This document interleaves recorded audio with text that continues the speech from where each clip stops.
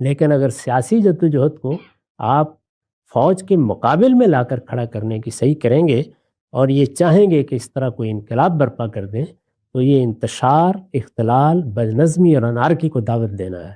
میں تو ایک لمحے کے لیے بھی اس کی حمایت نہیں کر سکتا، اور اس طرح کے انقلابی نعروں کے مقابل میں کسی کا انتخاب کرنا ہو تو فوجی کا انتخاب کرنا چاہیے۔ لیکن لوگ یہ بھی تو کہتے ہیں کہ بھائی 70 سال ہو گئے، تدریج کا طریقہ ہی چل رہا ہے، سیاستدانوں کو 2 2.5 سال کی حکومتیں ملتی ہیں، وہ آتے ہیں، پھر یہ لوگ آتے ہیں، ان کو مار کے بھگا دیتے ہیں۔ تو اب سیاسی جماعتیں بننی ہیں، سیاسی جماعتیں بننے کا عمل خود ان کی نرسری میں ہوتا ہے، کوئی نئی جماعت آتی ہے تو اس کو بھی آگے نہیں بڑھنے دیتے۔ پاکستان کے اندر فوج کا ایک کردار ہے، کہا جاتا ہے کہ یہ جو کچھ کردار تھا اس کے خاتمے کا بھی ایک واحد ذریعہ ہے، اور وہ ہے انقلاب، بغاوت۔ اسی طریقے سے آپ آغاز کر سکتے ہیں سول نافرمانی یا قانون کے اندر رہتے ہوئے بھی کچھ نہ کچھ اس طرح کے جارحانہ اقدامات۔ پوچھنا میں آپ سے چاہتا ہوں کہ کیسے دیکھتے ہیں آپ اس صورتحال کو کہ جہاں پر ایک ادارے نے، ایک پوری کی پوری اسٹیبلشمنٹ نے ملک کے اندر طاقت کا جو مرکز ہے اس پر ایک طریقے سے عملاً قبضہ برقرار رکھا ہوا ہے، یہاں پر بھی کیا کوئی عملی بغاوت کسی بڑے تبدیلی کا باعث بن سکتی ہے یا پھر کوئی اور لائے عمل ہے جو آپ سجیسٹ کریں گے؟ ہمارا ملک اللہ کی عنایت سے ابھی تک محفوظ ہے، یعنی ایک معاملہ تو ہو گیا کہ 2 حصوں میں سے ایک حصہ الگ ہو کے بنگلہ دیش بن گیا، لیکن محفوظ ہے۔ کسی قوم یا ملک کی حفاظت کی ذمہ داری اصلاً کس نے ادا کرنی ہے؟ قوت نے ادا کرنی ہے، اور قوت کا ارتکاز دور حاضر میں اب مختلف لشکروں میں نہیں ہوتا، وہ ریاست کی فوجی میں ہوتا ہے۔ یہ آپ کے علم میں ہے کہ میں فوج کا بیانیہ کے زیر عنوان وہ جو اس کے لیے استدلال پیش کرتے ہیں اس کا پوسٹ مارٹم کر چکا ہوں، وہ ایک الگ بحث ہے، لیکن ملک فوج کی قوت سے قائم ہے، اور وہ ایک ناگزیر ضرورت ہے۔ اس کے بغیر اگر ملک کا تصور کیا جائے گا وہ ملک نہیں رہے گا، پھر وہ اسی طریقے سے چھوٹے چھوٹے ٹکڑوں میں بٹ جائے گا جس طریقے سے بدقسمتی سے بعض ممالک تقسیم ہوئے ہیں۔ وہی صورتحال ہم لیبیا میں دیکھ رہے ہیں، اور اس وقت بھی دیکھیے شام کے ایک حصے پر جہاں تیل کے ذخائر ہیں، امریکہ کا غلبہ ہے، کردوں کے پاس بہت سا علاقہ ہے، اسرائیل نے بہت سا علاقہ لے لیا ہے، تو اس ملک کے بھی بڑی حد تک حصے بکھرے ہو گئے ہیں۔ اس سے اللہ کی پناہ مانگنی چاہیے۔ اس وقت اگر اللہ تعالیٰ کی رحمت اور عنایت کے بعد کوئی چیز ہمارے ملک کی حفاظت کر رہی ہے تو ہماری افواج ہے۔ ان کے اندر کوئی اختلال پیدا کرنا، کوئی انتشار پیدا کرنا، ان کے اندر بغاوت کی کوشش کرنا، یہ آخری درجے کا جرم ہے۔ اس میں اللہ کی پناہ مانگنی چاہیے اور کوشش کرنی چاہیے کہ اس طرح کے خلفشار، اس طرح کے اختلال اور اس طرح کے انتشار سے ہماری قوم محفوظ رہے۔ ہمارے جو حالات ہیں ان میں یہ خواب دیکھنا کہ چشم زدن میں وہاں ویسٹ منسٹر ڈیموکریسی، برطانوی طرز کی یا امریکی طرز کی جمہوریت آ جائے گی، جو ممکن نہیں ہے۔ اس کے لیے آپ کو تدریجی طریقے اختیار کرنے ہیں۔ ان تدریجی طریقوں میں سب سے بڑی چیز کیا ہے؟ میں اس سے پہلے بھی عرض کر چکا ہوں کہ جمہوریت، جمہوری روایات یا جمہوری اقدار وہ اپنے لیے کچھ پری ریکوزٹس رکھتی ہیں، وہ ہر حال میں آپ کو بہم پہنچانے ہوتے ہیں، ان کے بغیر کچھ نہیں کیا جا سکتا۔ وہی بات جو میں اس سے پہلے علی اور معاویہ کی کشمکش سے متعلق عرض کر چکا ہوں، دونوں ہمارے لیے بہت قابل احترام ہے۔ ان میں سے ہر ایک کے ساتھ ہم اس اعتبار سے بھی محبت کرتے ہیں کہ وہ ہمارے پیغمبر کے صحابہ ہیں، اور سیدنا علی تو ہم خاص طور پر جانتے ہیں کہ وہ السابقون الاولون میں سے ہیں، وہ رسالت مآب صلی اللہ علیہ وسلم کے قریبی عزیز ہیں۔ رسالت مآب نے ان کو بہت محبت سے پرورش کیا ہے، خود وہ ابتدا میں ایمان لانے والوں میں سے ہیں، وہ ہر مرحلے میں آپ کے ساتھ شامل رہے ہیں۔ ان کے فضائل و مناقب ایسے نہیں ہیں کہ جن کو نظر انداز کیا جا سکے، بڑی محبوب ہستیوں میں سے ہیں۔ اس سب کے باوجود میں نے یہ عرض کیا تھا کہ جس وقت آپ جمہوری نظام قائم کرنا چاہتے ہیں یا لوگوں کی رائے کی بنیاد پر کوئی نظم قائم کرنا چاہتے ہیں تو اس کے لیے جو پری ریکوزٹس ہیں، جو چیزیں پہلے آپ کو پوری کرنی چاہیے، ان کو میسر کریں۔ اگر آپ ان کو میسر نہیں کریں گے تو پھر انتخاب جمہوریت اور ملوکیت میں نہیں ہوتا، پھر انتخاب ملوکیت اور انارکی میں ہوتا ہے، ملوکیت اور انتشار میں ہوتا ہے۔ اس میں ملوکیتی کا انتخاب کرنا چاہیے۔ یہی صورتحال ہمارے ملک کی ہے۔ یہاں پر بھی اگر انتشار، اختلال اور اس طرح کے انقلابی نعروں کے مقابل میں کسی کا انتخاب کرنا ہو تو فوجی کا انتخاب کرنا چاہیے، اس لیے کہ ہمارے پاس تو اب بادشاہ سلامت نہیں ہے، اور بادشاہ سلامت کسی قبیلے یا عصبیت پر کھڑے ہوتے ہیں، وہ چیز ہم نے ختم کر دی۔ مجھ سے تو اگر آپ پوچھیں تو میں یہ کہوں گا کہ سب سے زیادہ فطری طریقہ آزادی کے بعد ملیشیا نے اختیار کیا، یعنی انہوں نے اپنے ہاں اس طرح کی جمہوریت قائم نہیں کی، انہوں نے کانسٹیٹیوشنل منارکی کو اختیار کیا، یعنی دستوری بادشاہت کو۔ ہم وہاں رہے ہیں 10 سال، ہم نے دیکھا ہے مسلمان قوم کی تاریخ کو، اس کی نفسیات کو پس منظر میں رکھا جائے تو سب سے بہتر نظام وہ ہے۔ ہم نے بھی اگر اس کو اختیار کیا ہوتا تو بہت بہتری ہوتی، لیکن اس وقت قوتیں ہی دو ہیں، یعنی ایک طرف ہمارے ہاں کا سیاسی نظام ہے، اس سیاسی نظام میں یہ بڑی غیر معمولی بات ہے کہ ہم نے ایک دستور بنا لیا ہوا ہے، اس دستور پر کم و بیش اتفاق ہے۔ پھر ہمارے ہاں سیاسی جماعتیں کچھ سفر طے کر چکی ہیں، وہ کچھ اقتدار کی تربیت بھی پا چکی ہیں، بڑی حد تک معاملات کو سمجھنے بھی لگ گئی ہیں، ان کے مابین بھی کسی حد تک موافقت کے اسباب موجود ہیں، تو یہ کچھ چیزیں ہوئی ہیں۔ لیکن اس سب کے باوجود جو چیز جمہوریت کی بنیاد بنتی ہے وہ سیاسی جماعت ہے۔ تو اگر آپ سیاسی جماعت جیسی کہ ہونی چاہیے، یعنی وہ نیچے سے اوپر اٹھ رہی ہو، اس میں قیادت اسی طریقے سے تربیت پا رہی ہو، اس میں لوگوں کو وہ مواقع دیے جائیں جو ملکوں میں یہ جمہوری طاقتیں چاہتی ہیں کہ ان کو ملے، یا سیاسی جماعتیں چاہتی ہیں یا سیاسی رہنما چاہتے ہیں کہ ان کو ملے، لوگوں کو آزادانہ طریقے سے خود ان جماعتوں میں اپنی بات کہنے کا حق ہو، ان کے ہاں لوگ اپنے آپ کو پیش کر سکیں کہ ہم ہیں جو تمہاری بہتر خدمت کر سکتے ہیں، ان میں کسی خاندان، کسی شخصیت کی عقیدت کے جذبات کے بجائے اصول، قاعدے، منشور وہ اصل بن چکے ہوں۔ اس طرح کی سیاسی جماعتیں ہیں جو جمہوری اقدار کو پیدا کرنے کا باعث بنتی ہیں۔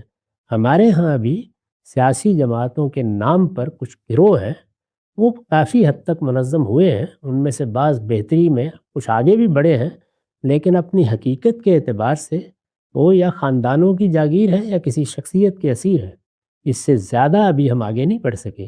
اس طرح کی سیاسی جماعتوں کے ساتھ اس کا شدید اندیشہ ہوتا ہے کہ کسی بڑے انتشار کو آپ دعوت دے بیٹھیں گے، چنانچہ اس میں تدریج کے سوا کوئی راستہ نہیں، بالکل یعنی یہاں ہر حال میں آپ کو اپنے مقاصد سامنے رکھنے ہیں، دستور نے جو منزل طے کر دی ہے وہاں تک پہنچنے کی صحیح کرنی ہے، لیکن تدریجی طریقے سے اس کو کسی انقلابی طریقے سے حاصل کرنے کی کوشش کی جائے گی تو ہم اپنے ملک کی سالمیت کو برباد کر بیٹھیں گے، اور ایسے انتشار کو دعوت دیں گے جس سے پھر صدی 2 صدی تک نکلنا آسان نہیں ہوتا۔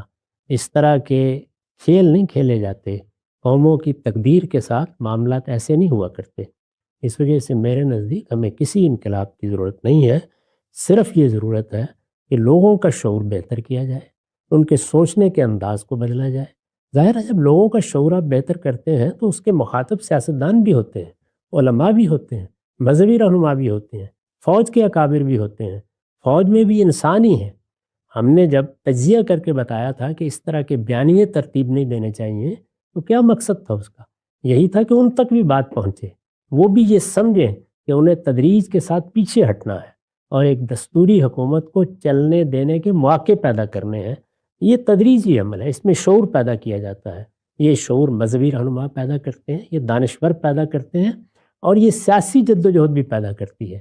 لیکن اگر سیاسی جدوجہد کو آپ فوج کے مقابل میں لا کر کھڑا کرنے کی صحیح کریں گے اور یہ چاہیں گے کہ اس طرح کوئی انقلاب برپا کر دیں تو یہ انتشار، اختلال، بدنظمی اور انارکی کو دعوت دینا ہے۔ میں تو ایک لمحے کے لیے بھی اس کی حمایت نہیں کر سکتا۔ تو بالکل واضح ہو گیا۔ اچھا غم صاحب، یہ جو آپ فرماتے ہیں ہمیشہ کہ ایک تدریج کا طریقہ ہے، ظاہری بات ہے اس میں آپ نے شعور پیدا کرنا ہے، وہ سوسائٹی میں ہوگا، سوسائٹی ہی کے اعیان و اکابر ہوتے ہیں جو پھر ان مناصب پر پہنچتے ہیں اور اس شعور کی ریفلیکشن وہاں پہ آتی ہے۔ لیکن لوگ یہ بھی تو کہتے ہیں کہ بھائی 70 سال ہو گئے، تدریج کا طریقہ ہی چل رہا ہے، سیاستدانوں کو 2 2.5 سال کی حکومتیں ملتی ہیں، وہ آتے ہیں، پھر یہ لوگ آتے ہیں ان کو مار کے بھگا دیتے ہیں، تو اب سیاسی جماعتیں بننی ہیں، سیاسی جماعتیں بننے کا عمل خود ان کی نرسریوں میں ہوتا ہے، کوئی نئی جماعت آتی ہے تو اس کو بھی آگے نہیں بڑھنے دیتے۔ تو شعور کو اجاگر کرنے کے لیے بھی تو کوئی اسپیس چاہیے، وہ اسپیس اگر وہاں کی جو عسکری قیادت ہے ہم نے یہ بھی دیکھا کہ پاکستان کے اندر اگر کوئی بہتر جنرل آ گیا ہے جس نے سیاست میں مداخلت کی نہیں ہے تو آپ کو اسپیس ملنا شروع ہو جاتی ہے. تو اس سب میں وہ تدریج کا آغاز کس دن سے ہوگا؟ اس لیے کہ 70 سال تو تدریج ہی کا سفر ہے ہمارا. وہ جو کچھ غلطیاں کرتے رہے ہیں ان پر ہم تفصیلی تنقید کر چکے ہیں. جی ہاں. یعنی کس طرح کے پروجیکٹ انہوں نے بنائے ہیں، اس میں کیا حماقتیں کی ہیں، اس کے کیا نتائج ہیں جو ہم بھگت رہے ہیں، اس کے نتیجے میں جان و مال کا کتنا نقصان ہوا ہے، اس میں جو پروجیکٹ خاص طور پر ہمسایہ ملکوں سے متعلق بنائے گئے ان میں کیسی تکلیف دہ صورتحال اب پیدا ہو گئی ہے کہ ہر روز ہم سنتے ہیں کہ آج 8 ہمارے فوجی شہید ہو گئے، آج 7 شہید ہو گئے، آج 4 شہید ہو گئے. وہ سب اپنی جگہ، لیکن اس کے بعد بھی یہ چیز گوارا نہیں کی جا سکتی کہ کوئی اختلال اور انتشار کا طریقہ اختیار کیا جائے. تدریج کے لیے یہی ہوتا ہے کہ آپ اس پر توجہ دیتے ہیں کہ ہمیں وہ پری ریکوزٹ فراہم کرنے ہیں، وہ کئی صورتوں میں فراہم ہو رہے ہیں. مثال کے طور پر ایک نظر پیچھے ڈال کے دیکھیں، ایک زمانہ تھا کہ ہمارے ہاں اس کا کوئی تصور نہیں تھا کہ آزاد اخبار نکالا جا سکتا ہے، کہ اب بھی وہی صورتحال نہیں. اس کا کوئی تصور نہیں تھا کہ کیا پی ٹی وی کے سوا بھی کوئی چینل قائم کیا جا سکتا ہے، کوئی تصور نہیں تھا. اب ذرا ایک نظر ڈال کے دیکھیں. اسی طرح تنقید کے مواقع کہاں تک ہو سکتے ہیں آپ تقابل کر کے دیکھیں، اس میں زمین آسمان کا فرق واقع ہو چکا ہے. سیاسی جماعتیں ہمارے ہاں اس طریقے سے تھیں نہیں. ایک جماعت تھی جس نے یہ ملک بنایا تھا. 71 کے انتخابات سے پہلے ایک نئی جماعت وجود میں آئی، وہ اس وقت سوشلزم کا نعرہ لے کے آئی تھی. خود اس کو ارتقاء اور تدریج کے بہت سے مراحل سے گزرنا تھا، وہ گزری ہے. اس میں بڑے حادثے اس جماعت کے ساتھ ہوئے ہیں. یہ اپنی جگہ بالکل درست، لیکن آپ کو بہرحال یہی کرنا ہے کہ آپ اس پہ توجہ دیں کہ سیاسی جماعتیں حقیقی سیاسی جماعتیں بنیں. یعنی ان میں آتے وقت آدمی کو یہ احساس نہ ہو کہ مجھے کسی شخص یا کسی خاندان کی بستہ برداری کرنی ہے. اچھے لوگ، باوقار لوگ، وہ لوگ جو اپنی ایک رائے رکھتے ہیں، جن کے اندر قیادت کی صلاحیت ہے، وہ فیصلہ کریں کہ ہم ان کا حصہ بنیں گے. ان کے لیے وہاں وہ مواقع موجود ہوں جن میں وہ بلاگ طریقے سے اپنی بات کہہ سکیں، انصاف کے ساتھ آگے بڑھ سکیں. خود جماعتوں کے اندر انتخابات کی روایت قائم کی جائے، یعنی وہ انتخابات جن میں اس کا کوئی تصور نہ کیا جا سکتا ہو کہ لوگوں کو کسی خاص طریقے سے ایک جانب ہانکا جا سکتا ہے. خود ان کے اندر فیصلے کیسے ہونے چاہیے، ان کے ادارے کیسے فیصلے کریں، بحث کس طریقے سے ہو، یہ سب روایات مستحکم کرنے میں کوئی رکاوٹ نہیں ہے. اس میں کبھی کوئی رکاوٹ ڈالی بھی نہیں گئی. تو میرے نزدیک یہ وہ کام ہے جو پہلے مرحلے میں کرنے کے ہیں. یہ جس طرح ہوتے چلے جائیں گے اور سیاسی جماعتوں میں خاص اخلاقی وقار آ جائے گا، ان کے یہاں فیصلوں میں جمہوریت آئے گی، ان کے اندرونی ماحول میں ایک دوسرے کا احترام آ جائے گا، تو آپ یہ دیکھیں گے کہ پھر یہ ممکن نہیں ہوگا کہ افواج کوئی پروجیکٹ بنا کے کبھی اس آدمی سے کام لے لیں اور کبھی اس آدمی سے کام لے لیں. پھر پوری سیاست ان کے مقابل میں کھڑی ہوگی، لیکن اصولوں پر. مقابل میں اس معنی میں نہیں کہ کوئی تخریب کر رہی ہے یا خود فوج میں کوئی انتشار پیدا کر رہی ہے، بلکہ اس جگہ کہ اس کا ایک موقف ہے، اس موقف کے ساتھ اپنی بات استدلال سے کہہ رہی ہے. یہ صورتحال ابھی تک ہمارے یہاں پیدا نہیں ہو سکی. تو میرے نزدیک بات یوں نہیں ہے کہ ہمیں کوئی کام کرنے کا موقع نہیں ہے. بے شمار کام ہیں جن کے کرنے کے لیے مواقع ہیں، اسپیس ہے، لیکن ہم ان کاموں کو چھوڑ کر جلد بازی مبتلا ہوتے اور یہ خیال کرتے ہیں کہ ایک نعرہ ہو لگایا جائے گا، اس کے بعد ہم اقتدار میں پہنچ جائیں گے، اور یا پھر دائیں بائیں مختلف لوگوں کی طرف دیکھتے ہیں کہ کون ہماری مدد کرنے کے لیے آتا ہے. یہ بجائے خود فکر و نظر کا افلاس ہے. صحیح طریقہ یہ نہیں ہوتا. اپنے ملک کی سالمیت کو مقدم رکھنا چاہیے.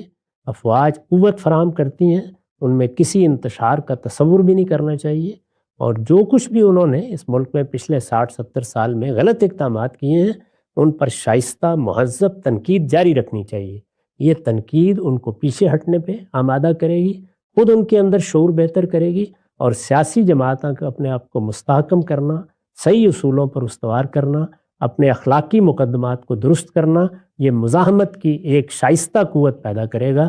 ان دونوں کے امتزاج سے تبدیلی آئے گی اور لازمن آئے گی. نقطہ بالکل واضح ہو گیا. اچھا ہم سب خاتمے سے پہلے میں چاہتا ہوں ایک جو دوسری طرف کا ذہن ہے اس کا ایک چھوٹا سا مقدمہ جو ہمارے یہاں آج کل بہت رائج ہے، اس کو میں آپ کو پیش کر کے پوچھنا چاہتا ہوں کہ کہا جاتا ہے کہ بھائی آپ آتے ہیں ہماری سیاسی جماعتوں میں مداخلت کرتے ہیں، جوڑ توڑ کرتے ہیں، انتخابات پر اثر انداز ہوتے ہیں، اپنی منمانی قیادت کو لا کر اختیار پہ برجمان کر دیتے ہیں. اس کے نتیجے میں بھی معیشت کا، جان کا، مال کا، آبرو کا، سب کا نقصان ہوتا ہے، یہاں تک کہ ہماری تاریخ میں تو ملک بھی دو لخت ہوا۔ تو آپ جب ہمارے ساتھ یہ جوڑ توڑ کرتے ہیں تو ہم آپ کے ادارے کے اندر یہ تقریب کیوں نہیں کر سکتے کہ بھئی ہم آپ کے بھی من پسند جرنیلوں کو الگ الگ کریں اور اپنی طرز کی جو جرنیل ہیں ان کو اوپر لے کر آئیں اور ان کے ساتھ مل کے ہم حکومت کی خواہش پورا کریں؟ دونوں طرف تو برابر کا معاملہ ہو رہا ہے۔ پوچھنا میں آپ سے چاہتا ہوں کہ ان کے اس اقدام کے نتیجے کے تو ہمارے سامنے اثرات آتے ہیں، یہ جو سیاستدان اگر اس طرح کا کام کرتے ہیں اس کا جو نتیجہ ہے کیا وہ اسی نوعیت کا نتیجہ ہوتا ہے یا وہ پھر ملک کی بربادی کی صورت میں نکلتا ہے؟ یہ تو آخری درجے کا جرم ہے۔ یعنی اس طرح کے اختلافات پیدا بھی اگر کرنے ہیں تو وہ سیاسی جماعتوں کے باہمی معاملات میں ہوتے ہیں۔ وہاں منشور کا اختلاف ہوگا، مقاصد کا اختلاف ہوگا، شخصیتوں کا اختلاف ہوگا، بشری کمزوریوں تک کو بھی ملحوظ رکھا جا سکتا ہے۔ فوج پر ملک کھڑا ہے، اس میں یہ انتشار کیسے گوارا کیا جا سکتا ہے؟ اگر کسی جگہ کسی ملک کی افواج میں اس طرح کی صورتحال آپ پیدا کرتے ہیں، اس کا مطلب تو یہ ہے کہ آپ نے ملک سے ہاتھ دھونے کا فیصلہ کر لیا ہے۔ اس کے بعد جن لوگوں کو آپ اپنے لیے استعمال کریں گے، آپ کا کیا خیال ہے کہ وہ آپ کو قیادت میں بٹھائیں گے؟ ذرا ایک نظر ڈال کے دیکھیے مشرق وسطیٰ میں بادشاہتیں کس طرح گئی تھیں، آمریتیں کس طرح ختم ہوئی ہیں، جو لوگ آئے تھے ان کے ساتھ کیا ہوا ہے۔ وہ آئیں گے تو پھر اپنی بندوق لے کر آئیں گے۔ میرے نزدیک تو میں نے جس طرح کی عرض کی، فکر و نظر کا افلاس ہے اس طرح سوچنا۔ ملک فوج پر کھڑا ہے، فوج ریاست کا ادارہ ہے، اس کا تحفظ کرنا، اس کو ہر لحاظ سے وقار کے ساتھ قائم رکھنا، اس کی ضروریات کو پورا کرنا، یہ ملک کے ساتھ وفاداری رکھنے والے لوگوں کا فریضہ ہے۔ سیاست کو سیاست کے میدان میں ہونا چاہیے، یہ اس کا میدان نہیں ہے۔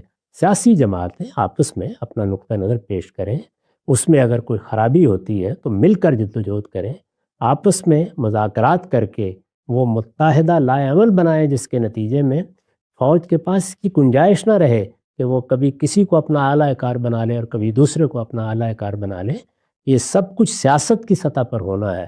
اس کو اس سطح پر کرنے کے معنی تو یہ ہے کہ ہم گویا اپنی قبر خود کھود رہے ہیں، اپنے پاؤں پر خود کلہاڑا مار۔ بالکل واضح ہو گیا۔